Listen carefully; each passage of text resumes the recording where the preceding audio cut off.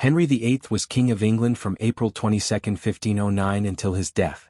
King Henry VIII was born at Greenwich on June 28, 1491, the second son of Henry VII and Elizabeth of York. He became heir to the throne on the death of his elder brother, Prince Arthur, in 1502 and succeeded in 1509. In his youth he was athletic and highly intelligent. He speaks good French, Latin and Spanish, is very religious, heard 3 masses daily when he hunted. He is extremely fond of hunting, and never takes that diversion without tiring 8 or 10 horses. He is also fond of tennis. King Henry's scholarly interests included writing both books and music, and he was a lavish patron of the arts. He was an accomplished player of many instruments and a composer. King Henry brought radical changes to the Constitution of England, expanding royal power and ushering in the theory of the divine right of kings in opposition to papal supremacy. He frequently used charges of treason and heresy to quell dissent, and those accused were often executed without a formal trial using bills of attainder. He achieved many of his political aims through his chief ministers, some of whom were banished or executed when they fell out of his favor. King Henry's contemporaries considered him an attractive, educated and accomplished king. He has been described as one of the most charismatic rulers to sit on the English throne, and his reign described as the most important in English history. He was an author and composer. As he aged, he became severely overweight and his health suffered. Henry also invested in the navy, and increased its size from 5 to 53 ships. The second half of Henry's reign was dominated by 2 issues very important for the later history of England and the monarchy: the succession and the Protestant Reformation, which led to the formation of the Church of England. After his father's burial on May 10, Henry suddenly declared that he would indeed marry Catherine. He knew King maintained that it had been his father's dying wish that he marries Catherine. Henry's wedding to Catherine was modest and was held at the Friars' Church in Greenwich on 11 June 1509. 2 days after his coronation, Henry arrested his father's 2 most unpopular ministers, Richard Empson and Edmund Dudley. They were charged with high treason and were executed. Soon after marrying Henry, Catherine conceived. She gave birth to a stillborn girl on 31 January 1510. Then after losing their 2 child, but gave birth in February 1516 to a girl, Mary. Relations between Henry and Catherine had been strained, but they eased slightly after Mary's birth. The mistress for about 3 years, starting in 1516, was Elizabeth Blount. Blount gave birth in June 1519 to Henry's illegitimate son, Henry Fitzroy. During his marriage to Catherine of Aragon, Henry conducted an affair with Mary Bullen, Catherine's lady-in-waiting. In 1525, as Henry grew more impatient with Catherine's inability to produce the male heir he desired, he became enamored of Mary Bullen's sister, Anne Bullen, then a charismatic young woman of 25 in the Queen's entourage. Anne, however, resisted his attempts to seduce her, and refused to become his mistress as her sister had. These options were legitimizing Henry Fitzroy, which would need the involvement of the Pope and would be open to challenge, marrying off Mary, his daughter, with Catherine as soon as possible and hoping for a grandson to inherit directly, but Mary was considered unlikely to conceive before Henry's death, or somehow rejecting Catherine and marrying someone else of childbearing age. Probably seeing the possibility of marrying Anne, the third was ultimately the most attractive possibility to the 34-year-old Henry, and it soon became the king's absorbing desire to annul his marriage to the now 40-year-old Catherine. A year later, Catherine was banished from court, and her rooms were given to Anne Bullen. Anne was an unusually educated and intellectual woman for her time and was keenly absorbed and engaged with the ideas of the Protestant reformers, but the extent to which she herself was a committed Protestant is much debated. She soon became pregnant, and there was a second wedding service in London on January 25, 1533. On May 23, 1533, Cranmer, sitting in judgment at a special court convened at Dunstable Priory to rule on the validity of the king's marriage to Catherine of Aragon, declared the marriage of Henry and Catherine null and void. 5 days later, on May 28, 1533, Cranmer declared the marriage of Henry and Anne to be valid.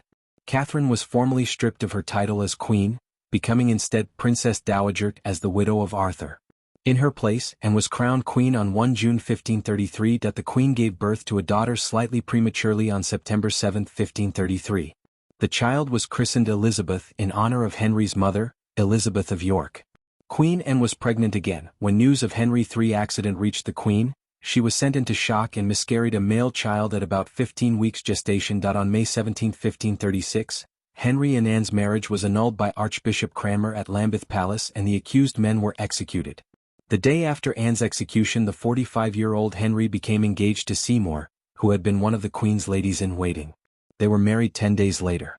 King Henry's third wife is Jane, gave birth to a son, Prince Edward, the future Edward VI. That the birth was difficult, and Queen Jane died on October 24, 1537 from an infection and was buried in Windsor. Henry's fourth wife is Anne of Cleves, who was a German princess, and Queen Consort of England, although not crowned, for just 6 months in 1540, from January 6 to July 9.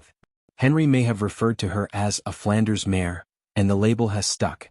She was given the title of the king's beloved sister, and was a lifelong friend to him and his children.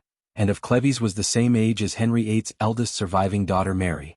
She outlived the king and all his other wives, dying at Chelsea Old Manor on July 16, 1557. The most likely cause of her death was cancer. She was buried in Westminster Abbey on August 3. King Henry's fifth wife was Catherine Howard, also spelled Catherine. She was the daughter of Lord Edmund Howard and Joyce Culpeper, cousin to Anne Boleyn. She married him on July 28, 1540 at Oatlands Palace in Surrey, just 19 days after the annulment of his marriage to Anne. He was 49 and she was still a teenager, about 16 to 18 years old. Henry was informed of her alleged adultery with Thomas Culpeper. Catherine was stripped of her title as queen in November 1541 and was beheaded in February 1542 on the grounds of treason for committing adultery. Sixth and last wife of Henry VIII was Catherine Parr. She was the daughter of Sir Thomas Parr of Kendal and his wife, Maud Green. Parr helped reconcile Henry with his daughters, Mary and Elizabeth. In 1543, the Third Succession Act put them back in the line of succession after Edward. The same act allowed Henry to determine further succession to the throne in his will. Late in life, Henry became obese with a waist measurement of 54 inches, and had to be moved about with the help of mechanical devices. He was covered with painful, pus-filled boils and possibly had gout.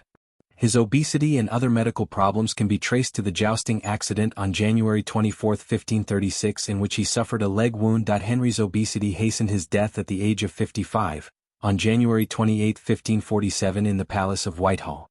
Upon Henry's death, he was succeeded by his only surviving son, Edward VI. Since Edward was then only 9 years old, he could not rule directly. Instead, Henry's will designated 16 executors to serve on a regency council until Edward reached 18. The executors chose Edward Seymour, 1st Earl of Hertford, elder brother to Jane Seymour, who is Edward's mother, to be Lord Protector of the realm. Under provisions of the will, if Edward died childless, the throne was to pass to Mary, Henry VIII's daughter by Catherine of Aragon, and her heirs. If Mary's issue failed, the crown was to go to Elizabeth, Henry's daughter by Anne Boleyn, and her heirs. Finally, if Elizabeth's line became extinct, the crown was to be inherited by the descendants of Henry VIII's deceased younger sister, Mary the Greys. The descendants of Henry's sister Margaret Tudor, the Stuarts, rulers of Scotland, were thereby excluded from the succession. This provision ultimately failed when James VI of Scotland, Margaret's great-grandson, became King of England in 1603. Edward VI himself would disregard the will and name Jane Grey his successor. Henry inherited a vast fortune and a prosperous economy from his father, who had been frugal. This fortune is estimated at £1,250,000, which is the equivalent of £375 million today. By comparison, Henry VIII's reign was a near disaster financially. He augmented the royal treasury by seizing church lands, but his heavy spending and long periods of mismanagement damaged the economy. Henry VIII left a complex legacy on England's history, including the establishment of the Church of England, the Royal Navy, and the annexation of Wales and Ireland. His reign also transformed the country's politics, religion, society, and culture. Religion established the Church of England and changed the face of Christianity. First is military. He founded the Royal Navy and led military victories against France, including the capture of Therouanne and Tournai. Second is politics. Annexed Wales to England with the Laws and Wales Acts of 1535 and 1542. Became the first English monarch to rule as King of Ireland with the Crown of Ireland Act of 1542. Third is culture. His personal life and marital dramas captivated the imagination of generations. His reign was marked by controversy, conflict, and social upheaval. Fourth is family. His daughters, Mary and Elizabeth, inherited the Tudor crown. Elizabeth I went on to become one of the greatest monarchs in English history.